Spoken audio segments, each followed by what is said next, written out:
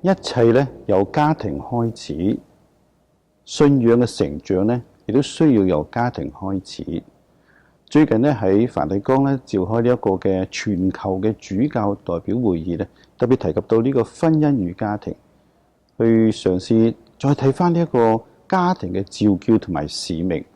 咁主教座堂咧，我哋都回應翻呢一個嘅呼籲。實際上喺15年前嘅時間咧，香港教區都召開一個叫教區會議，都特別成立一個新嘅叫做教區婚姻與家庭牧民委員會。再睇到家庭對信仰成長係一個好重要，所以基於咁嘅緣故咧，最近我同呢個堂區牧民議會大家一齊傾，同埋同堂家長一齊，大家點樣具體去落實呢啲嘅指導。首先我哋睇到人係好緊要嘅，我哋希望能夠咧就好似教區會議所講，成年人點樣幫助青年，青年點樣幫助兒童。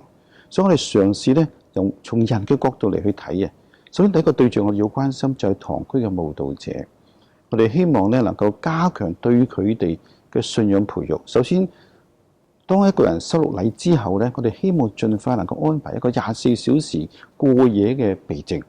希望介紹幾種祈禱嘅方法同埋睇聖經嘅方法，使佢哋能夠揾到一個適合嘅方法咧，每日讀經，每日祈禱。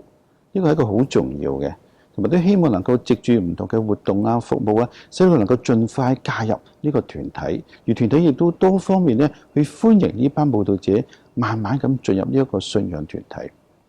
第二個關心嘅對象就係兒童，咁我哋能夠加強翻無論中文、英文部嘅呢一個嘅兒童主日學呢方面。不過我哋唔單止關心兒童，兒童嘅父母都係我哋關心嘅對象。所以由今年嘅9月開始咧，同一個時間，除咗小朋友上堂之外咧，同一時間家長都有幾個選擇嘅，佢哋可以選擇啲專題嘅一啲討論嘅一啲嘅聚會咧，或者講座。第二有一個叫做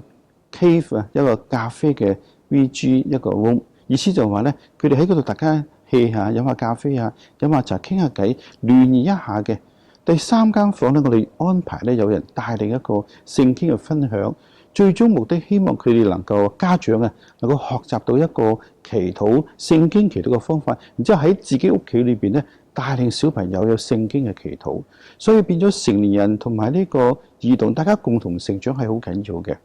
第三個對象我哋就係青少年，我哋座堂有7個唔同嘅類型嘅青少年牧民嘅，咁我哋希望能夠藉住好多嘅活動啦，無論係 Youth Cat 啦，或者係一個嘅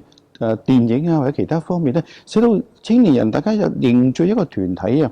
使到佢哋能夠對性愛、婚姻人格成長等等嘅問題能夠熟悉，能夠將來點樣去抉擇人生嘅方向等等。